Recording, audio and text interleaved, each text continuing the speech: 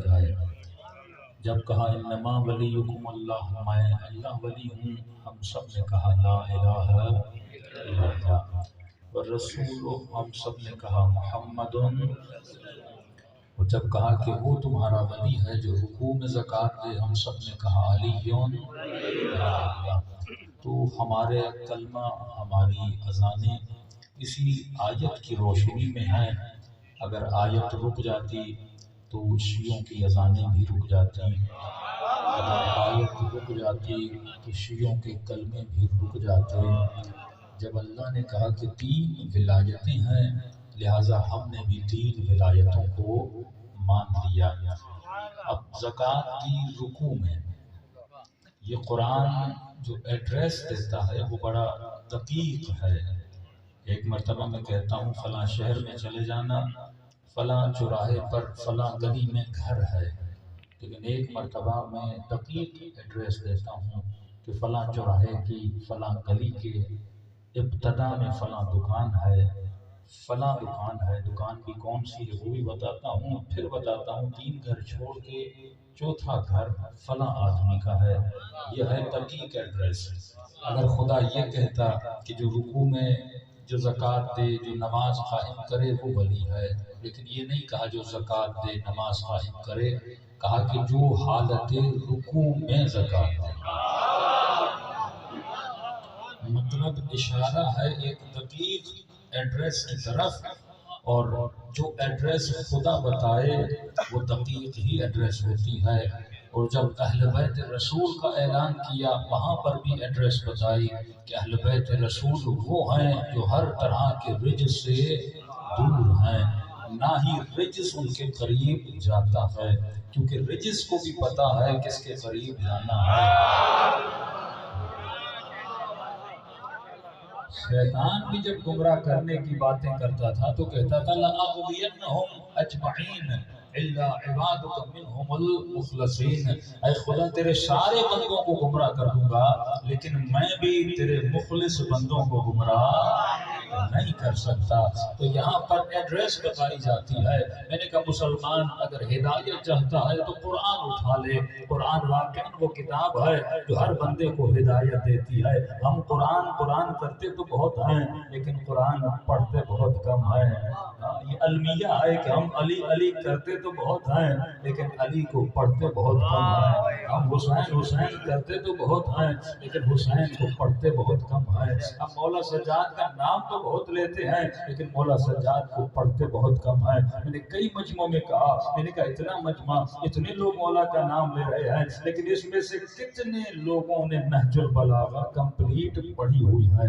اتنے لوگ امام سجاد کا نام لیتے ہیں لیکن ہم میں سے کتنے لوگوں نے مولا کی صحیفہ سجادیہ پڑھی ہوئی ہے، سنی ہوئی ہے لیکن پڑھی ہوئی نہیں ہے؟ یہ عوام کا حال ہے، یہ مظلومیت قرآن ہے۔ تو قرآن بھی قرآن میں صفات کو بیان کرتا ہے۔ کل میں نے کہا کہ نام سے زیادہ صفت مضبوط ہوتی ہے۔ اللہ نے نام نہیں بتایا کہ تیسرا ولی علی ہے، اللہ نے صفت بتا دی ہے کہ تیسرا ولی وہ ہے جو حالت رکوع میں زکوٰۃ دیتا ہوا نظر آ جائے۔ اب صفات کو ڈھونڈنا تیرا کام ہے۔ وہ متقین کی صفات بتاتا ہے، وہ منافقین کی صفات بتاتا ہے، وہ حلالیوں کی صفات بتاتا ہے، وہ جھوٹوں کی صفات بتاتا ہے، وہ ظلم کرنے والوں کی صفات بتاتا ہے۔ اب یہ تیرا کام ہے، تو صفات کو جا کے ڈھونڈ، جس میں وہ صفات ہوں گی اس پہ اللہ کی لعنت بھی ہوگی۔ جس میں طہارت ہوگی وہ اعلیٰ ہوگا، جس میں نجاست ہوگی وہ ابتر ہوگا۔ یہ جنگ صفت ہے۔ شیر کو درندہ کیوں کہا جاتا ہے؟ کیونکہ درندگی کی صفت پائی جاتی ہے۔ کیوں فرمایا بعض لوگوں کے لیے حیوانوں نے نشانیاں رکھی ہیں، بعض لوگوں کے لیے انسانوں نے نشانیاں رکھی ہیں۔ یہ قرآن نشانیوں کی کتاب ہے کہ دیکھو فرعون کو خدا لعنت کر رہا ہے تو کیوں کر رہا ہے؟ فرعون کی کچھ ایسی صفات تھی اور ابراہیم کو خدا सलाम भेज रहा है तो क्यों भेज रहा है? क्योंकि इब्राहिम में कोई सिफात थी, तो यहाँ जंग सिफत है। फरमाया मैंने सिफत बयान कर दी कि तीसरा वली वो है जो हालत रुकू में ज़कात देता हुआ नजर आ जाए। आज तक मुसलमान ज़कात तो देते थे, लेकिन रुकू में किसी ने ज़कात देने का सोचा ही नहीं था। हर बंदा कहता है नमाज खत्म हो बाद में जाके ज़कात दूं। वो कौन सा बंदा है जो रुकू की हालत में ज़कात दे? अरे वो कौन सा फकीर है जो रुकू में खैरात मांगे? फकीर भी कहता है नमाज खत्म होने दो, नमाज में खैरात मांगूंगा। लेकिन तारीख ने अजीब वाक़या लिखा, कुरान ने अजीब सिफत बताई कि मांगने वाला भी अजीब था, देने वाले का मिजाज भी अलग था, मांगने वाले का मिजाज भी अलग था। तारीख लिखती है मिजाज क्यों अलग न होता? क्योंकि मांगने वाला जिब्राइल था, देने वाले अली थे।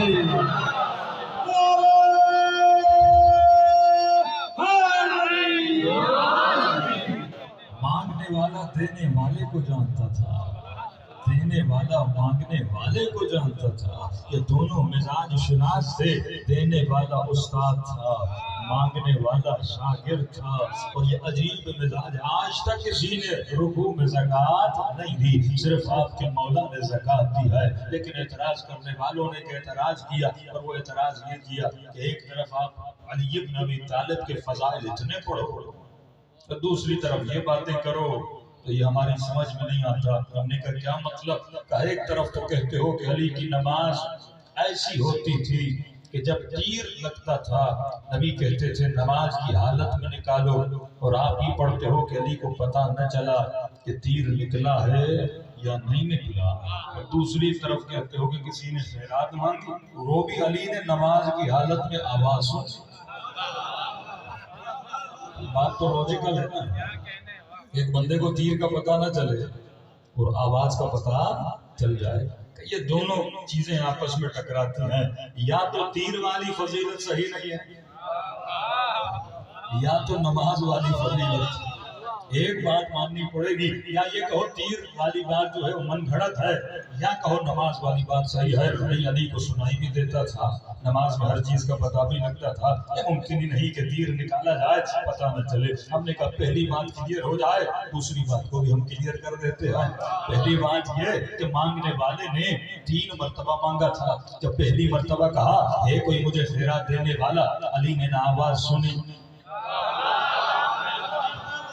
न अली ने खैरात दी। दूसरी मर्तबा कहा है कोई मुझे खैरात देने वाला।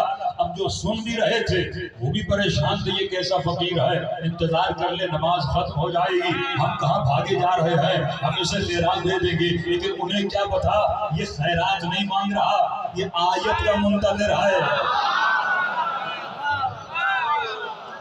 फकीर को भी पता था रहमतुल आलमीन के दरबार में हूँ, नमाज खत्म होगी कोई ना कोई तो खैरात देगा। लेकिन ये मामूम था अल्लाह की तरफ से कि जाकर खैरात मांगो, क्योंकि अल्लाह भी जानता था कोई नमाजी नमाज में खैरात नहीं देता। ये आयत बुलाने का मुंतज़िर था। अब इसने तीसरी मर्तबा आवाज बुलंद की, कहने लगा परवरदिगारा तेरे नबी की दरबार में आया हूँ और खैरात मांग रहा हूँ, मुझे कोई खैरात नहीं दे रहा। क्योंकि इसे भी पता था खैरात मिलनी है, ये भी परेशान था खैरात कोई दे क्यों नहीं रहा। जब इसने तीसरी मर्तबा खुदा से मांगा, और वो अली जो हमेशा हुजूर खुदा में होते हैं, आवाज को सुन लिया, खैरात को दे दिया।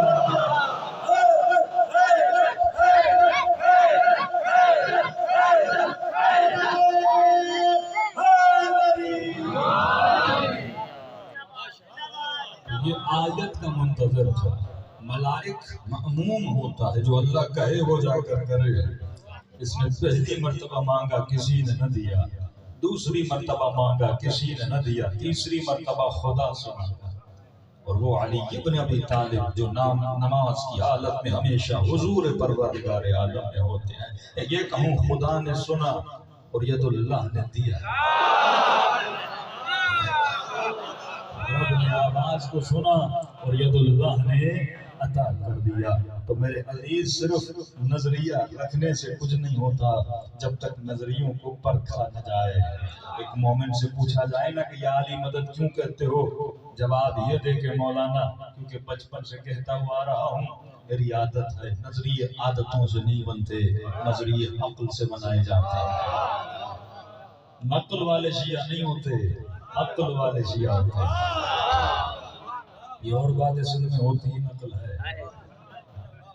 علی والا اور میٹرک پاس کرے نقل سے، انٹر پاس کرے نقل سے، معاشرہ ایسا ہو تو بندے بھی ایسے بن ہی جاتے ہیں، لیکن یاد رکھنا نقل سے ڈگری مل جاتی ہے، علم نہیں ملتا۔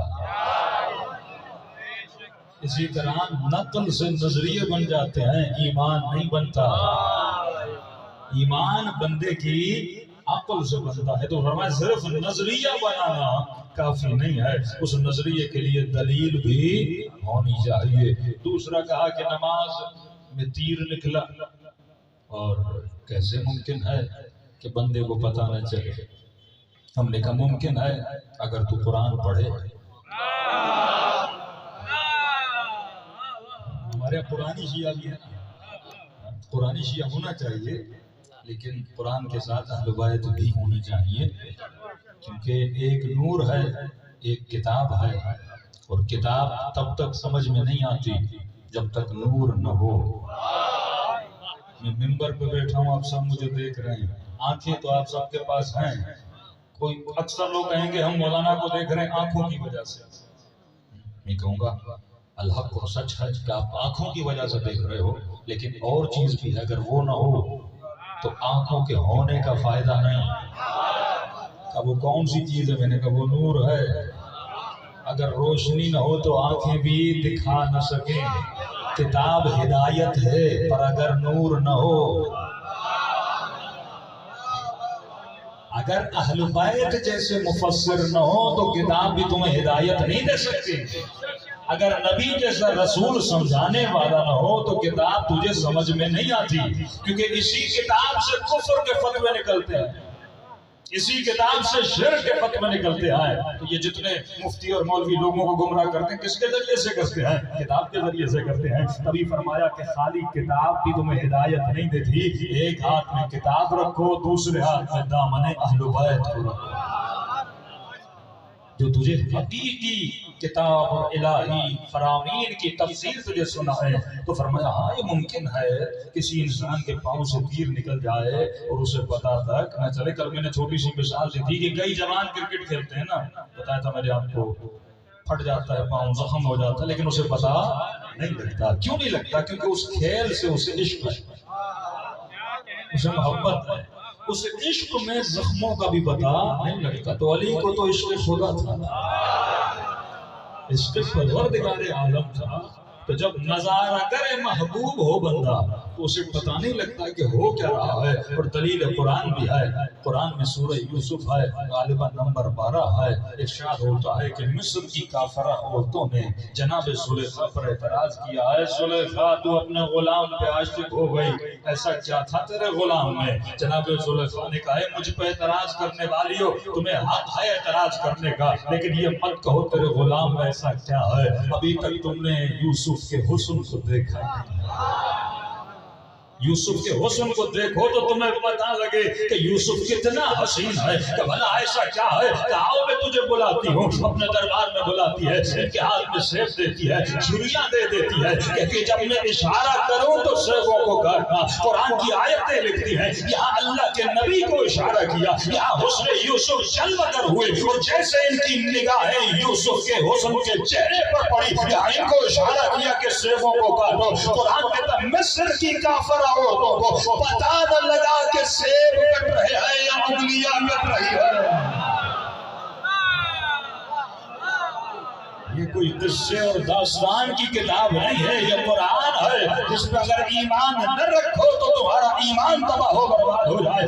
مصر کی کافرہ عورتیں ہیں، میں بار بار لفظ زور کر دے رہا ہوں، کافرہ عورتیں ہیں جن کے وجود میں ذرہ برابر ایمان نہیں ہے، وجود کفر سے بھرا ہوا ہے، اور جب کفر نے نور نبوت کو دیکھا اسے پتہ نہ چلا کہ انگلیاں کٹ رہی ہیں یا سیب کٹ رہے ہیں۔ ارے وہاں پر دیکھنے والا کوئی معمولی نہیں تھا، کل ایمان علی مرتضیٰ تھے، اور کسی یوسف کے حسن کو نہیں دیکھ رہے تھے بلکہ خالق حسن یوسف کو دیکھ رہے تھے۔ تو علی کو کیسے پتا چلتا؟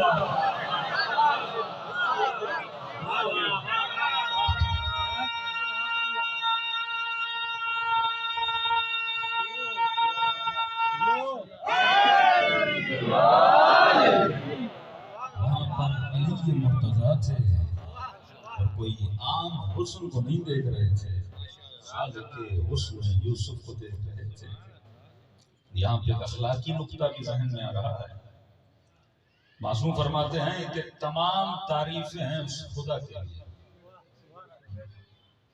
کہا کہ تعریف کی کس کی جاتی ہے؟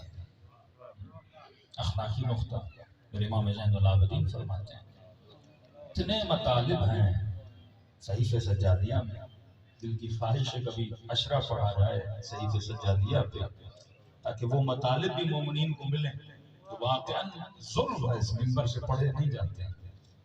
معصوم فرماتے ہیں تمام تعریفیں ہیں اس خدا کے لیے۔ کہا کہ مولا تعریف اور تمام تعریف اللہ کے لیے کیوں؟ معصوم فرماتے ہیں دنیا والے عجیب ہیں، یہ حسن کی تعریف کرتے ہیں۔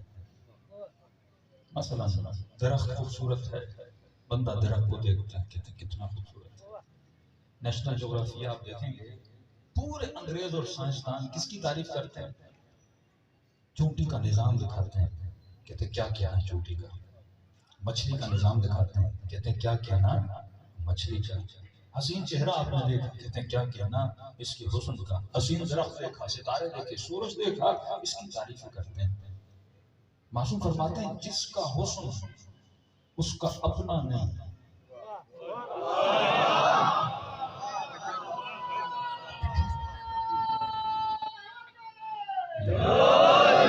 عجیب ہے انسان جس کا حسن اس کا اپنا نہیں، جس کو علمی اصطلاح میں کہتے ہیں جس کا حسن اس کا ذاتی نہیں۔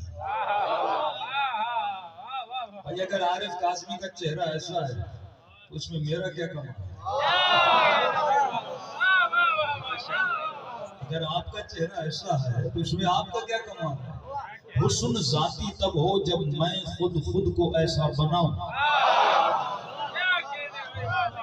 اس میں میرا کمال تو نہیں ہے نا۔ درخت اگر ایسا ہے اس میں درخت کا کیا کمال ہے؟ درخت کو بنایا گیا ہے، اس نے خود کو بنایا نہیں ہے۔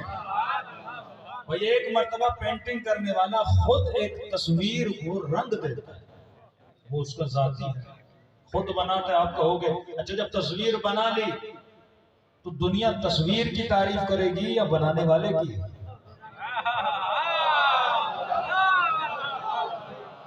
ایوارڈ کس کو ملے گا، تصویر کو یا بنانے والے کو؟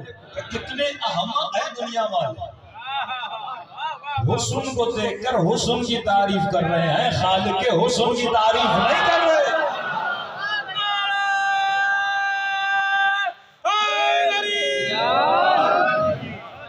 کسی کا حسن اس کائنات میں ذاتی نہیں ہے۔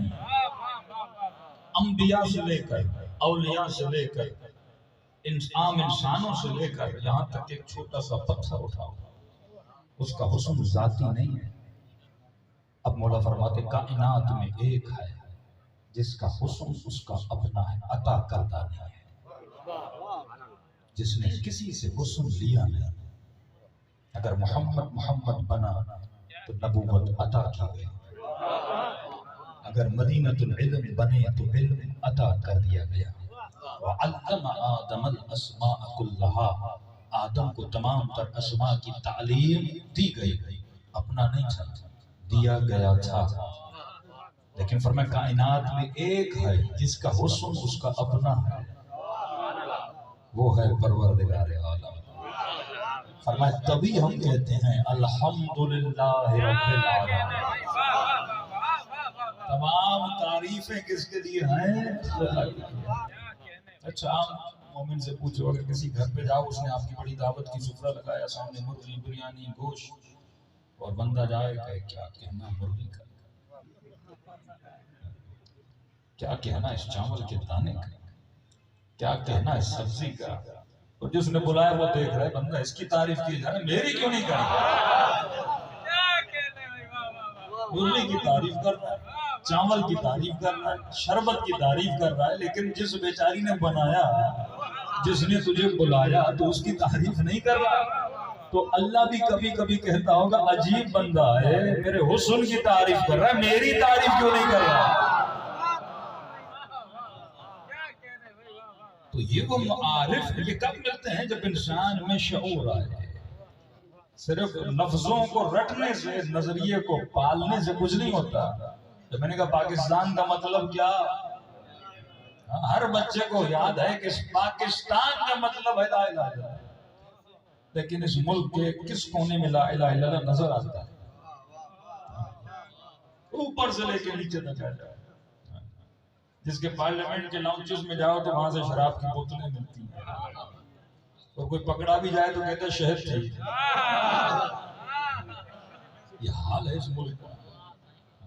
ایک تو بندہ گناہ کرے پھر اس طرح چھپائے کہ نجس کو حلال کا نام دے.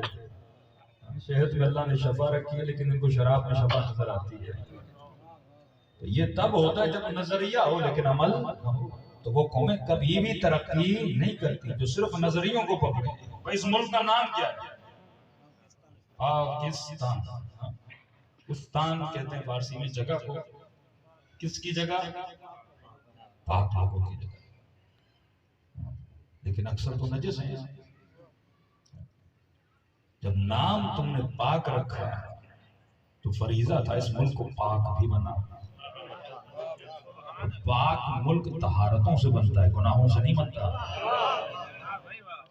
بَعِثْتُ لِأُتَمِّمَ مَكَارِمَ الْأَخْلَاقِ میں مبعوث ہوا تھا کہ امت کو اخلاق کی بلندیوں پر پہنچاؤں. اور یہاں اقدار اخلاقی کیا ہیں وہ آپ کو نظر آتا ہے. تو صرف لفظوں کے رٹنے سے مومن نہیں بنتا. 4 لفظ ابو سفیان نے بھی کہے تھے لا الہ الا اللہ محمد رسول اللہ، لیکن قرآن نے کہا ابھی کہہ دو، ابھی اسلام لائے ہو، ابھی ایمان تمہاری دلوں میں داخل نہیں ہو. اصل ہے دخول ایمان، نہ ہے لفظوں کی ادائیگی. اتنے سالوں سے ہم حوضے میں پڑھے کہ جو تعریف کی جاتی ہے نا انسان کی، جو انسان میرے سامنے بیٹھا ہے اور آپ جسے دیکھ رہے ہیں، یہ تعریف ائمہ نے نہیں کی انسان کی. علم لاجک میں اور علم المنطق میں جو انسان کی تعریف کی جاتی ہے وہ یہ ہے کہ الانسان حیوان ناطق. مدرسوں میں چلے جائیے اور کسی طالب علم سے پوچھیے بھائی انسان کی تعریف کا ڈیفینیشن آف ہیومن کیا ہے؟ انسان کہتے کس کو ہے؟ تو کہتے ہیں انسان کی تعریف یہ ہے کہ انسان وہ حیوان ہے جو بولتا ہے، یا جو سوچتا ہے، یا جو فکر کرتا ہے. باقی ہر چیز میں یہ حیوان ہے. کھانے میں، پینے میں، جسم میں اس کی خواہشیں، اس کی ضرورتیں سیم ہیں حیوانوں والی. لیکن ایک فرق ہے اس حیوان میں کہ یہ بولتا ہے، دوسرے حیوان بولتے نہیں. کسی نے کہا مولانا طوطا بولتا ہے، میں نے کہا وہ خود سے نہیں بولتا، اسے جو سکھاؤ وہ بولتا ہے. انسان کی خوبی یہ ہے کہ انسان جو بولتا ہے اپنی فکر سے بولتا ہے. اگر نہیں بول رہا تو یہ بھی بولتا ہے. اگر انسان ہے تو اپنی فکر سے بولے، جو سوچے فکر کرے اس کے بعد اس کلمات اس کے منہ سے جاری ہو جائیں، یہ انسان ہے. اور کہا کہ واضح فرق انسان اور حیوان میں یہ ہے کہ حیوان کی زندگی ہزارہا سال پہلے جیسی تھی آج ویسی ہے، کیونکہ اس کی فکر میں ارتقا نہیں، ترقی نہیں. مثلا چڑیا ہے 1000 سال پہلے جیسے گھونسلہ بناتی تھی ویسا بناتی، اس کو محدود علم دیا گیا، وہ بھی عطا تھا، کسی مدرسے میں سیکھا نہیں چڑیا نے. آج پوچھا جائے کہ یہ چڑیا گھونسلہ کس سے بنانا سیکھتی ہے، پوچھیے کسی مفتی اور مولوی سے. یہ اتنے حیوان، یہ کبوتر، یہ چڑیا، یہ بھینس، یہ بکریاں جو اپنی زندگی گزارنے کے لیے طریقے بناتی ہیں، یہ کس سے سیکھتے ہیں؟ یعنی سیکھتے نہیں ہیں، ان کو سکھایا جاتا ہے. تو میں نے کہا جس چڑیا کو خدا سکھا لے، جس چڑیا کو خدا سکھا دے وہ ایسا گھونسلہ بناتی ہے، اور اسے علم کون دے رہا ہے؟ پروردگار عالم دے رہا ہے. تو جب چھوٹے سا علم خدا کسی کو دیتا ہے، پوری دنیا اس پہ ریسرچ کر رہی ہے، انہوں نے سیکھا کہاں سے. تو تصور کرو جو مدینۃ العلم ہوگا خدا سکھاتا ہے. لیکن اس چڑیا میں ترقی نہیں ہے. یہ جیسا گھونسلہ 1000 سال پہلے بناتی تھی آج ویسا بناتی ہے. لیکن انسان میں ارتقا ہے. یہ پہلے کھیتیوں میں رہتا تھا، پہاڑوں میں رہتا تھا، پھر شہر میں آیا، پہلے گدھوں گھوڑوں پہ سفر کرتا تھا، اب گاڑیوں پہ سفر کرتا ہے، پہلے سمندروں میں جاتا تھا، اب جہازوں میں چڑھ رہا ہے. تو اس کا فکری ارتقا بتا رہا ہے کہ یہ کون ہے؟ یہ انسان ہے. اس کی فکر میں رد و بدل بتا رہا ہے کہ یہ کون ہے، یہ انسان ہے۔ یہ تعریف کی دنیا والوں نے کہ انسان وہ ہے جو فکر کرے، انسان وہ ہے جو بولے۔ لیکن جب میں مکتب اہل بیت میں گیا تو مجھے ایک الگ تعریف ہے جو روزوں میں نہیں پڑھائی گئی، اور وہ تھی صحیفہ سجادیہ کے کہ امام سے پوچھا مولا انسان کی ڈیفینیشن کیا ہے، انسان کسے کہتے ہیں؟ امام نے یہ نہیں کہا جو بولے وہ انسان ہے، تو سب کو پتا ہے یہ تو کوالٹی آف ہیومن ہے، یعنی گدھے میں کوالٹی ہے، گھوڑے میں اس سے تھوڑی بڑھ کر کوالٹی ہے، اسی طرح چونٹی میں کوالٹی ہے۔ تو حیوانات میں کچھ ترقی یافتہ حیوان ہے، کچھ تنزل یافتہ حیوان ہے، تو انسان ترقی یافتہ حیوان ہے، لیکن یہ انسان کب بنتا ہے یہ مولا بتا رہے ہیں۔ امام نے یہ نہیں کہا جو بولے وہ انسان ہے، جو سوچے وہ انسان ہے، جو لکھے وہ انسان ہے۔ تو قرآن اٹھا، اللہ کہتا ہے اولئک کالانعام بل ہم اضل، وہ حیوان ہیں بلکہ حیوان سے بدتر ہے۔ خدا کن کو بول رہا ہے؟ کیا آپ کی نگاہ میں یزید انسان تھا یا حیوان تھا؟ اللہ کہتا ہے حیوان سے بدتر ہے۔ یہ توہین ہے حیوان ہے کہ یزید کو حیوان بولو، کیونکہ حیوان ظلم نہیں کرتا جتنا ظلم یزید نہیں کرتا۔ انسان حیوان ہے لیکن کبھی کبھی یہ ایسے کام کرتا ہے کہ خدا کہتا ہے یہ حیوان سے بھی بدتر ہے، یہ توہین حیوان ہے، اسے حیوان بولا جائے۔ فرمایا بل ہم اضل، یہ حیوان سے بدتر ہے کہ جنہوں نے اہل بیت پر ظلم کیا، سیدہ کے حق اٹھائے۔ کیا یہ ہماری نظر میں انسان ہے؟ وہ بھی چلتے تھے، وہ بھی گھومتے تھے، وہ بھی سوچتے تھے۔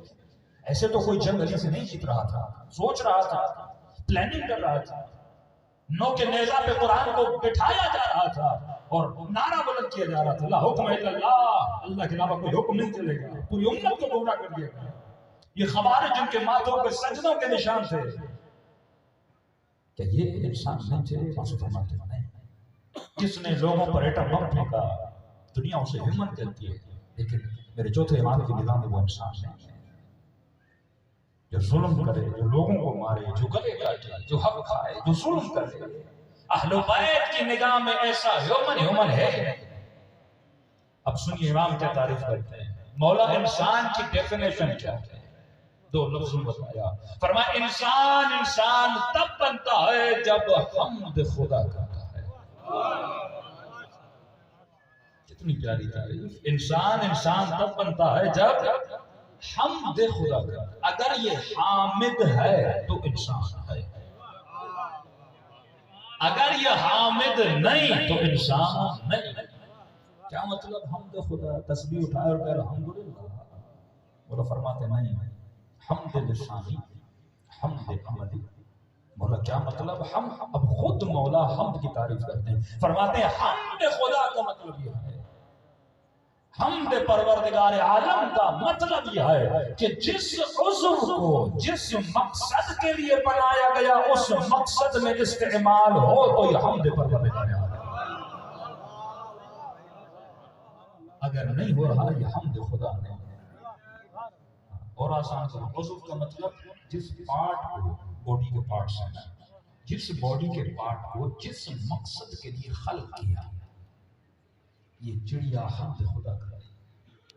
وَإِن مِّن شَيْءٍ إِلَّا يُسَبِّحُ بِحَمْدِهِ، کائنات کا ذرہ ذرہ حمد خدا کرے۔ یہ سورج نکلتا ہے تو حمد کرتا ہے، یہ غروب کرتا ہے تو حمد کرتا ہے۔ حمد کیوں کرتا ہے؟ کیونکہ جس مقصد کے لیے بنایا صدیوں سے اسی مقصد پہ چل رہا ہے۔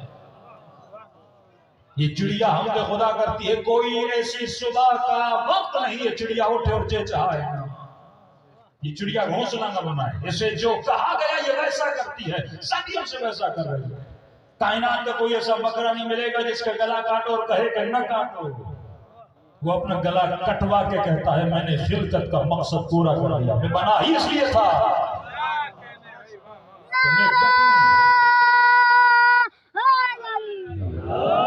میرے گلے پہ چھری چلے، مجھے اس مقصد کے لیے بنایا تھا تاکہ کوئی اللہ کی بڑی خلقت ہے جسے انسان کہا گیا وہ مجھے کھائے۔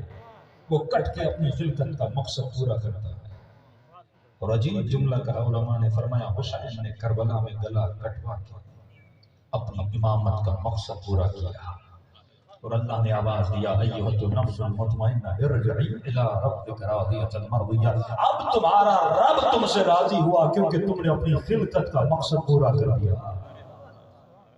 ہر شے کائنات میں آئی ایک مقصد کے تحت آئی ہے، اسی طرح خدا نے جتنے تمہارے اعضاء بنائے اگر یہ اس مقصد کو پورا کریں یہ حمد پروردگار عالم ہے۔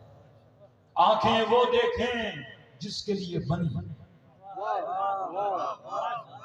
زبان وہ بولے جس کے لیے بنی، کان وہ سنے جس کے لیے بنا، ہاتھ وہ کریں جس کے لیے بنے ہیں، قدم وہاں جائیں جہاں جانے کے لیے بنے ہیں، شکم میں وہ لقمہ جائے جس کے لیے شکم کو بنایا گیا ہے۔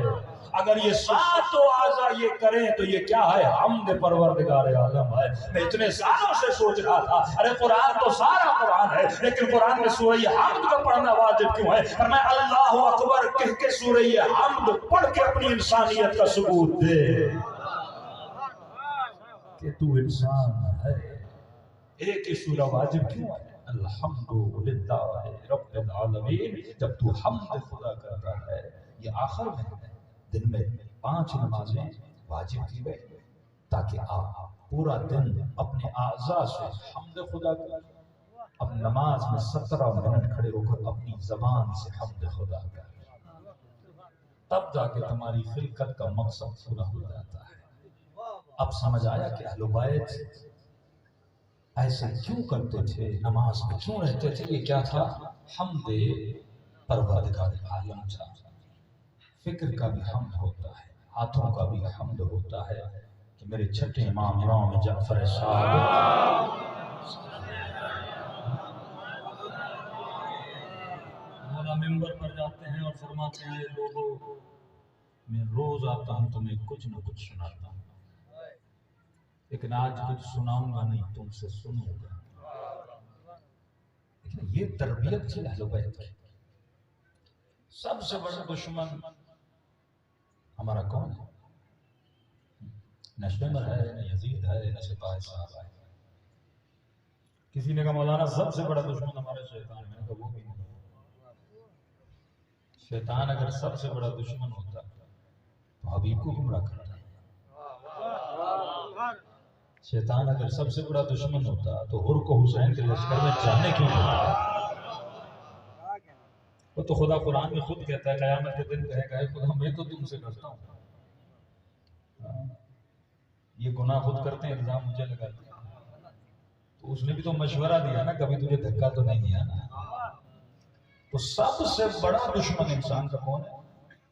کبھی سوچیے، وہ ہے انسان کی اپنی جہالت۔ آج کے شیاطین سر اس چیز سے جو فائدہ لے رہے ہیں ہمارے جہالت سے فائدہ لے رہے ہیں۔ عوام میں اگر شعور ہو، فکر ہو تو کبھی دشمن عوام کو گمراہ نہ کرے۔ وہ عوام جو ایک کلپ سے بھڑک اٹھے، نہج البلاغہ مولا کا جملہ مولا فرماتے ہیں کچھ لوگ علی کو سب سے زیادہ تکلیف عوام ہے۔ اگر لوگوں میں شعور ہوتا تو کوئی علی جیسے امام کو چھوڑ یا عوام کی بے شعوری، عوام کی جہالت، عوام کی نادانیاں وقت کے امام کو تنہا کر دیتے ہیں۔ عوام کی جہالت اور نادانی 1000 سال گزر جاتے ہیں لیکن امام غیب کے پردے سے باہر نہیں آتا، کیونکہ شعور نہیں ہے، کیونکہ فکر نہیں ہے۔ فرماتے جس طرح بندر کو ڈھول کی ٹاپ پہ نچوایا جاتا ہے اور وہ تب ہوتا ہے جب عوام پاگل ہو تو لوگ اس طرح نچواتے ہیں۔ مولا فرماتے جس طرح بکریوں کے ہجوم کو ایک چرواہا سیٹی بجا کے بلواتا ہے، ساری بکریاں آ جاتی ہیں، اور آج بھی چھوٹے چھوٹے کلپ بنا کے عوام کو نچوایا جاتا ہے۔ وہاں سے کلپ آتے ہیں، لوگ ناچنے لگتے ہیں، سارا شور شرابہ کلپوں پہ ہوتا ہے۔ ایک کلپ آئے عوام جذباتی ہوتی ہے، ایک کلپ آئے عوام۔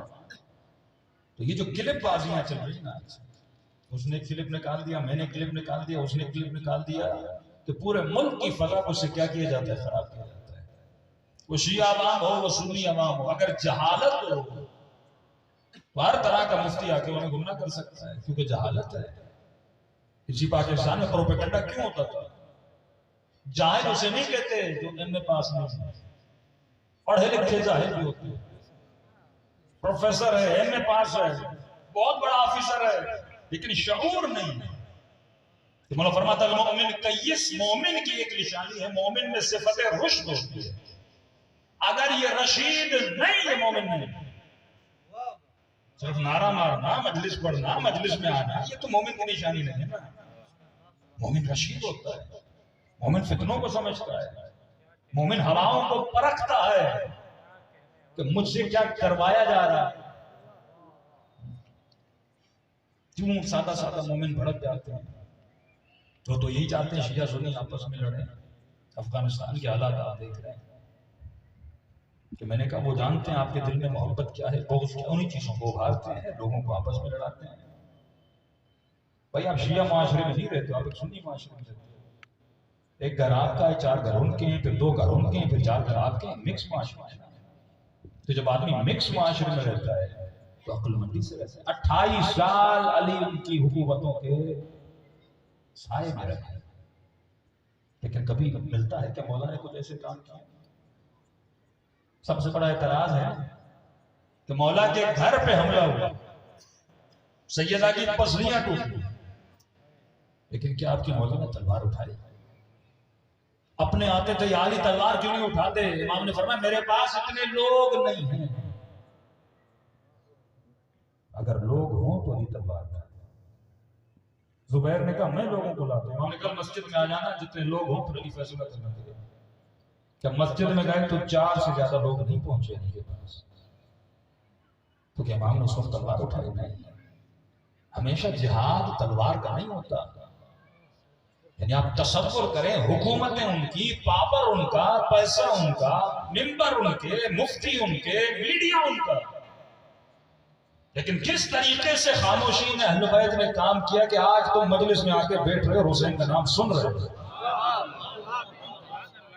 کبھی کوئی اسی تحریک دیکھی ہے کہ 1000 سال حکومتیں، میڈیا، ممبر، مفتی، فتوے سب کچھ ان کا تھا، قید دیکھے، جیل دیکھے، 11 سال 12 سال ایک امام آپ کا زندان میں رہتا ہے۔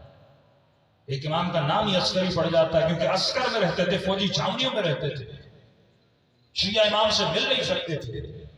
ایک گھی بیچنے والا جب جاتا تھا، دیگ اندر جاتی تھی، دیگ کے نیچے خط چھپے ہوئے ہوتے تھے، پھر واپس آتی تھی، پھر اس دیگ میں امام خطوں کے جواب دیتے تھے۔ لکڑی بیچنے والا جاتا تھا، لکڑی کے بیچ میں خط چھپا کے جاتا تھا، امام وہ خط نکالتے تھے، جواب لکھتے تھے۔ یہ رابطہ تھا امام کا امت کا۔ اس مکتب کو یہاں تک پہنچایا، جذباتی ہو کر نہیں، فکر سے، عقل سے۔ 4 گالیاں دے دو گے کیا ہو جائے گا؟ 5 گالیاں وہ تمہیں دیں گے۔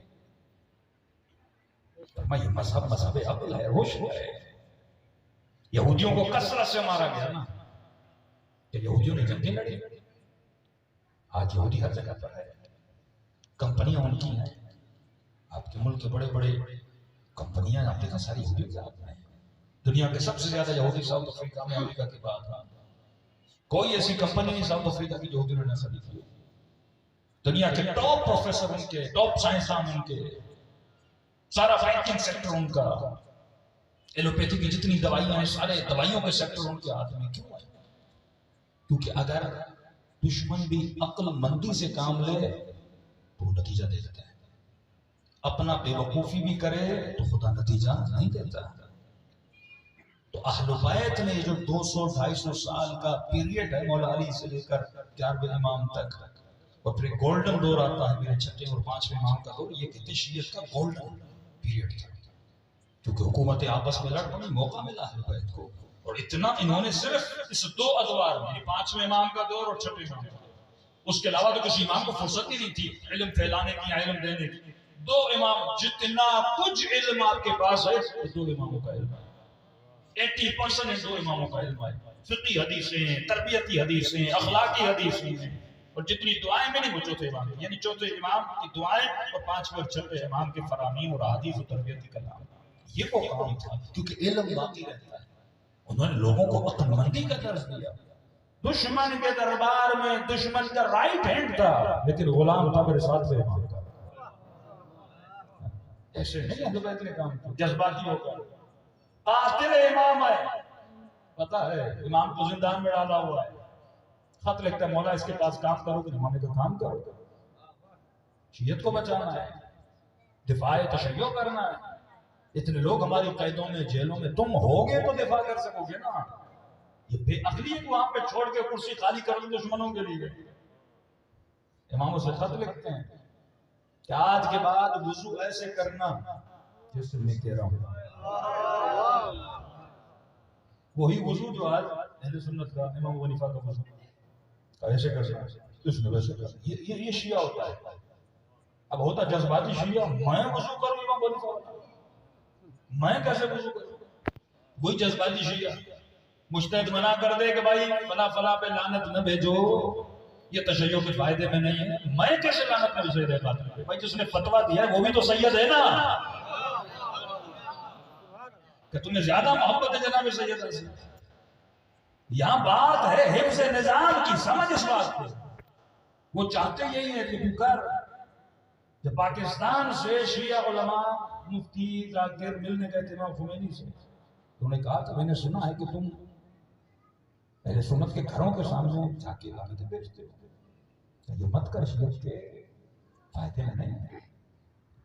حالانکہ امام خمینی کی سخت ترین کتاب ہے، خلفاء کے حوالے سے سخت ترین کتاب اگر کسی مجتہد نے امام خمینی نے لکھی ہے، کہ جب حکومت میں آئے کہ اس کتاب کو نہ چھاپا کرو کیونکہ اب تشیع کے خلاف سب سے زیادہ اتحاد المسلمین کی تنظیمیں شیعہ نے بنائی. کیوں؟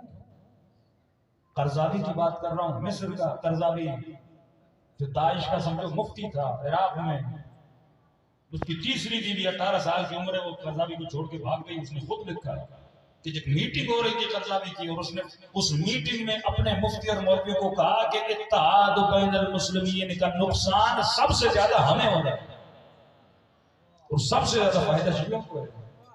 کیونکہ جب اتحاد کی فضا بنے گی تو شیعہ بتا پائے گا نا کیا کیا ہوا تھا. ہمیں تو نقصان ہے ہی نہیں اتحاد. اتحاد ہوگا 4 لوگ آئیں گے نا تمہاری مجلس میں، اتحاد ہوگا تم بتا پاؤ گے نا چوتھے امام کیا تھے، 5ویں امام کیا تھے، 6ٹھے امام کیا تھے. جب نفرت کی فضا ہوگی وہ تیرے ساتھ ملے گا نہیں. یہی نفرت، یہ نجس ہے، ان کی مجلسیں ایسی ہیں، ان کا نظر و نیاز وہ آئے گا. جب قریب نہیں آئے گا تو اسے پتہ کیا چلے گا نور ہوتا کیا ہے. قریب کرو نا ان کو، قریب کریے آئیں گے محبت کے بارے. قرآن کہتا ہے کسی کے چھوٹے خدا کو برا بلا نہ کہو. اس کا مطلب یہ نہیں کہ اس کی محبت ہمارے دل میں آئے، اس کا مطلب نہیں ہم ان کی تعریفیں کریں گے. مطلب یہ ہے فضا اتحاد کی بنا. اور کل بھی میں نے کہا یہ ہماری اپنی نادانی ہے کہ ہم ان کے کلپ کو خود ہی مشہور کرتے جا رہے ہیں، مشہور کرتے جا رہے ہیں. بھائی رپلائی دینے کی ضرورت نہیں ہے ایسے بندوں کو. ایک چھوٹا سا گروہ ہے جو بار بار چاہتا ہے کہ میں ابھارا جائے، میرا نام بلند کیا جائے، ورنہ بڑے بڑے علماء بریلوی طاہر قادری صاحب ہیں، دوسرے علماء، انہوں نے برملا موقف اپنا اپنا ہے کہ اہل سنت کا موقف یزید کے لیے، اس کے باپ کے لیے کیا موقف ہے. وہ خود کہتے ہیں کہ ظاہری حکومت تھی خلفاء کے پاس تھی، لیکن اگر روحانی ولایت تھی تو علی ابن ابی طالب کے پاس تھی. روحانی ولایت تک تو آ گئے نا، تو آدھا مطلب تو آپ کا پورا ہو گیا. اب وہ روحانی تک لائے ہیں تو مجلس میں بلا کے جسمانی ولایت میں بنوا لیں.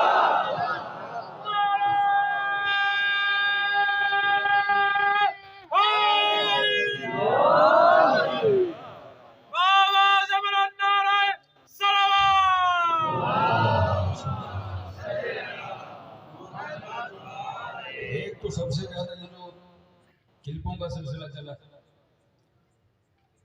ہم بیٹھے ہوئے تھے قوم میں، کچھ علماء کے ساتھ گفتگو ہو رہی تھی. کلپوں نے بڑا خراب کیا ہمارے پاس ملک کو، کیونکہ آج محنت تو کرنی نہیں، شہرت بڑی آسانی سے مل جاتی. 4 کلپ بنا دو، ایک میڈیا گروپ بنا دو تو کلپ وائرل ہو جاتی ہے، لوگ سنتے رہتے ہیں. بعض تو مجلس کلپ کے لیے پڑھتے ہیں، ایسا جملہ کہوں اچھا کلپ بن جائے. اس دور میں ایک خطیب کو بھی اتنی محنت نہیں کرنی پڑتی. ایک وقت تھا کہ خطبہ محنت کرتے تھے، گاؤں گاؤں گلی گلی جا کے مجلسیں کرتے تھے، 4 لوگ ان کو جانتے تھے. لیکن آج کلپ کا زمانہ ہو گیا. تو آج مولوی ہیں دیسی مرغی والے، بعض ہیں فارمی والے. کلپوں کی وجہ سے جلدی موٹے تو ہو جاتے ہیں، چل نہیں پاتے ہیں. یہ بھی تبرج جاہلی ہے. آخری زمانے یہ نشانیاں ہیں اپنوں کے اندر دوسروں کے اندر. ان کے مفتی دیکھو ادھر دیکھو ادھر دیکھو 24 گھنٹہ بندہ ممبر میں بیٹھا ہوا کلپ پہ کلپ کلپ پہ کلپ. ایک مفتی کا میں نے ٹک ٹاکر نام رکھا تھا تو وہ بھی یہی ہے نا بس کلپ دینا ہے اور ٹشو کو کیا چل رہا ہے اس وقت فضا کیا بنی ہوئی اس پہ مجھے کلپ دینا ہے یعنی آگ لگی ہوئی ہے اور زیادہ آگ ہے. تو یہ عقل مندی نہیں ہے. اگر مولا چاہتے تو مولا کے پاس مالک اشتر جیسے لوگ تھے. علی کا اپنا بازو ہی کافی تھا لیکن انہوں نے کبھی بھی معجزے اپنی فتح کے لیے نہیں کیے. یاد رکھیے ورنہ کربلا میں امام حسین کے پاس کیا طاقت نہیں تھی. دور سے فرات کو بلاتے تو فرات عباس کے پاس آتی عباس کو جانے کی ضرورت نہیں تھی. ولایت مطلقہ تھی وہ حکم کرتے دریا ابل کے اہل بیت کے پاس آتا. یہ طاقت ان کے غلاموں کے اندر ہے. جب اسماعیل ایڑیا رگڑے تو پانی نکل آتا ہے تو حسین سے اشارہ دیتے زمین پانی کو ابل دیتی. جو خاک کو اٹھائیں اپنے ہاتھ پہ گزر رہے انہیں جواہر کے ضرورت بن جائے لیکن کبھی بھی اپنی بقا کے لیے انہوں نے معجزے نہیں کی. ہاں جب امامت کو ثابت کرنا ہوتا تھا معجزہ دکھاتے تھے. اگر کوئی چیلنج کرتا تھا کہ آپ امام نہیں ہیں تو اس وقت اپنی ٹھوکر مار کے مردے کو زندہ کر کے بتاتے تھے علی امام آئے. جب اس بات امامت کی بات آتی تھی تب معجزے دکھاتے تھے. جب توحید کی بات آتی تھی تب معجزے دکھاتے تھے. یہ نہیں کہ جگہ جگہ وہ معجزے دکھاتے پھرے. اور وہ پہلو جو ہم نے ممبر سے اہل بیت کا بیان کیا وہ زیادہ تر پہلو معجزوں کا پہلو تھا. یہ بھی ایک مسئلہ ہے کہ میرے ذہن میں امام حسین وہ امام ہے جو معجزہ کرتا ہے. معجزہ نہ کرے تو کیا امام نہیں؟ کیا ضروری ہے کہ امام حسین میرے لیے معجزہ کرے؟ کیا ضروری امام حسین مجھے اولاد دیں تو امام ہے؟ کیا ضروری امام حسین مجھے شفا دے تو امام ہے؟ نہیں میرے عزیز. وہ سزا بھی دیں تو امام ہے جزا بھی دیں تو امام ہے. لیکن یہ عقیدہ لے کر بندہ کربلا جائے یہ معرفت مظلومیت ہے کہ میں کربلا جا کے امام سے مانگتا کیا ہوں. مولا بیٹا نہیں مولا اولاد نہیں مولا یہ نہیں وہ نہیں. بھائی کبھی کربلا جا کے حسین سے حسین کی معرفت مانگ. کبھی خدا سے خدا مانگ. صلوات پڑھے محمد والا محمد سے پیغام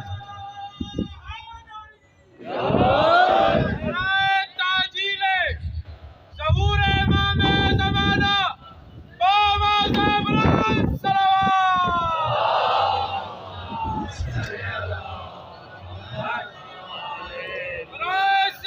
سلامتی کل مومنین و مومنات باواز ابراہیم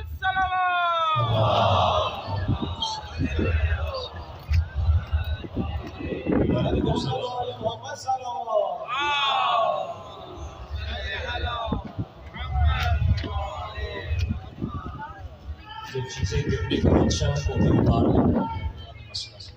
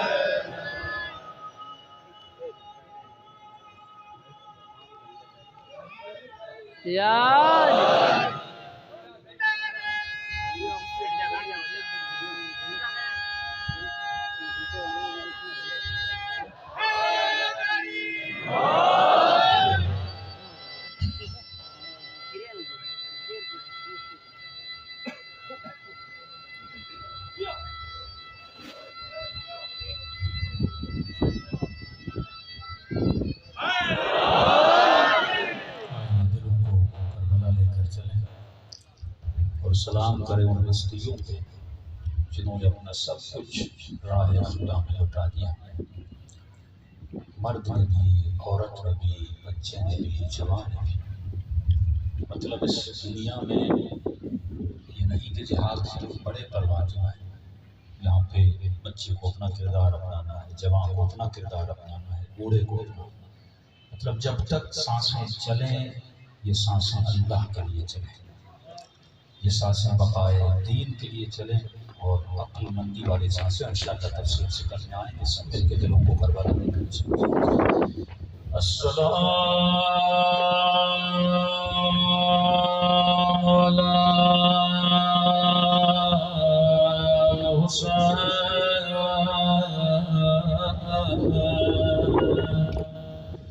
وعلی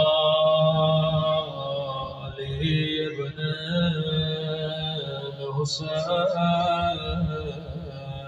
حسین کی صدا بلند وعلی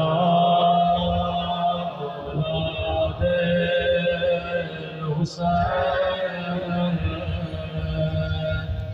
وعلی اصحاب سب مل کے السلام علی حسین وعلی علی ابن وعلی اولاد وعلی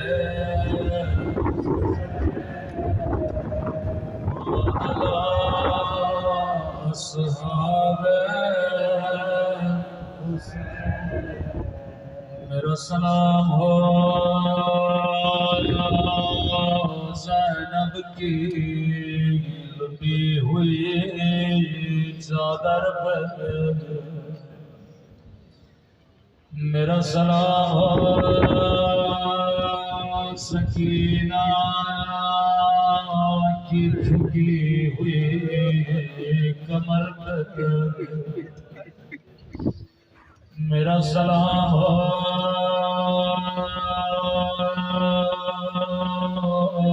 قیدی بیویوں کے بندھے ہوئے ہاتھوں پر، عزیزوں آپ رو رہے ہو، کسی نے آپ کو رونے سے روکا نہیں ہے، کسی نے آپ کو تماچے نہیں مارے، لیکن جب بیویاں روتی تھی کبھی شمر کے تابعان، کبھی ظالم کے تماچے، بڑا مقام ہے زینب کا، آواز میں بڑھائیے۔ فرمایا بچپنے میں اماں کی ٹوٹی ہوئی پسلیاں دیکھی، اللہ کسی بچی کو ماں کا جنازہ نہ دکھائے۔ ابھی جوان ہوئی علی مولا کے سر پہ بڑے ملزم کی ضربت کا بار دیکھا، اپنے ہاتھوں سے پٹیاں باندھتی تھی۔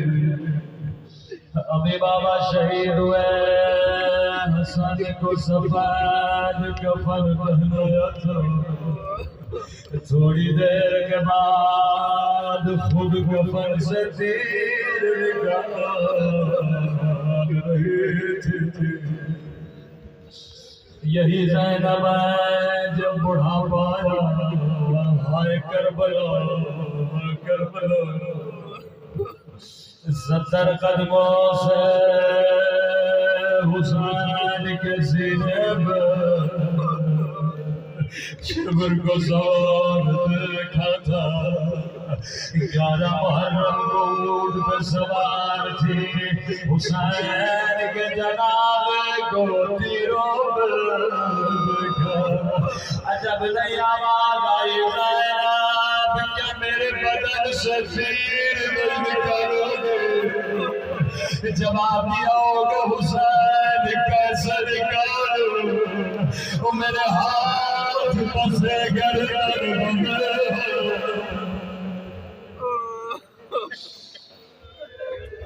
ہر شہید پہ رونے والی، ہر شہید پہ گریہ کرنے والی، کبھی قاسم کا نوحہ پڑے، کبھی علی اکبر کا نوحہ پڑھ، کبھی ہائے عباس کہہ کے رونے والے۔ بی بی فضا فرماتی ہے جس بھی شہید کا لاش آتا تھا پہلے زینب جاتی تھی، ماں کو قریب نہیں آنے دیتے تھے، لیکن ایک مرتبہ خیمے میں جو نبی سی لاش آئی، لیکن مجھے کہیں زینب نظر نہ آئی۔ خیمے میں گئی کیا دیکھا، سر سجدے میں ہے، رو کے کہہ رہی ہے خدا تیرا شکر تو نے زینب کی قربانی قبول کی۔ میں نے کبھی بھی بچوں کی لاشیں آئی اب سامنے میں نہیں آؤں گی، کبھی بچوں پہ نہیں روئے۔ کوفے کا بازار تھا، عباس کا سر دیکھتی تھی، رو کر کہتی تھی عباس تجھے میری چادر پہ بڑا ناز ہے۔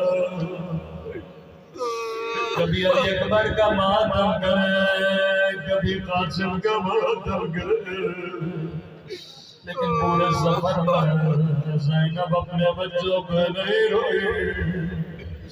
زندان شام میں فرمایا جب رہائی کا وقت آیا سب سر لائے گئے، علی اصغر کا سر آیا رباب نے گود میں لیا، قاسم کا سر آیا قاسم کی ماں نے لیا، حسین کا سر آیا زینب نے گود میں لیا۔ ایک مرتبہ تو لمبی سی گردن آئے، ہر بی بی انتظار میں ہے زینب جائے، لیکن زینب کبھی قاسم پر روئے کبھی اصغر پر۔ سر لانے والے نے کیا ان سروں کی ماں مر گئی، فضا نے نمی سی گردن لی، کبھی بھی کیا بچوں سے ناراض ہو، رو کر کا پاکتا میرے کی بیٹی ہو، او زینب جو ایک مرتبہ پھر واپس نہیں لوٹا۔ قافلہ مدینے پہنچا، مدینے میں زینب نے حسین کے مسائل پڑھے، فرمایا سجاد میں نانا کے روزے پہ جانا چاہتی ہوں، لیکن میں اکیلی جاؤں گی۔ پورا روزہ خالی ہوا، زینب نے دروازوں کو بند کیا، رو کر کہنے لگی نانا نانا بڑی دور سے آئی ہو، پوچھو گے نہیں زینب کیا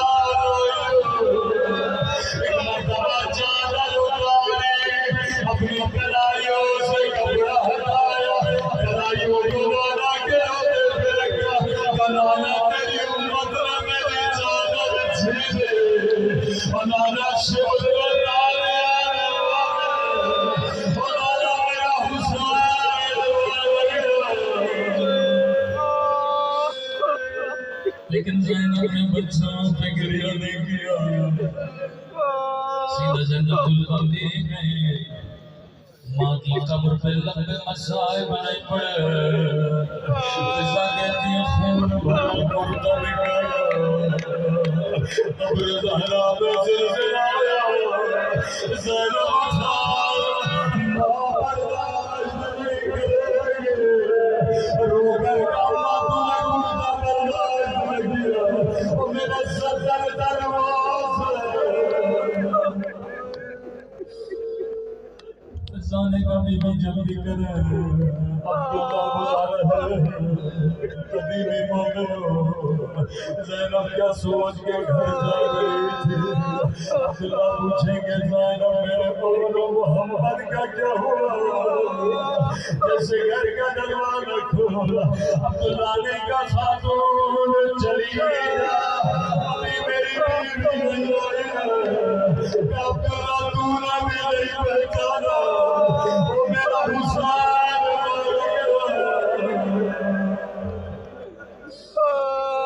وہاں پر بھی زینب نے بچوں کا نام نہ لیا، لیکن کب تک صبر کرتی، زینب بھی ماں کا دل تھا۔ ایک مرتبہ بچوں کا کمرہ کھولا، زینب نے سے مسلح دیکھے، مسلحوں کو سینے سے لگا، اے خدا میرا دل دیکھنا، اب زینب کو بھی ماتم حسن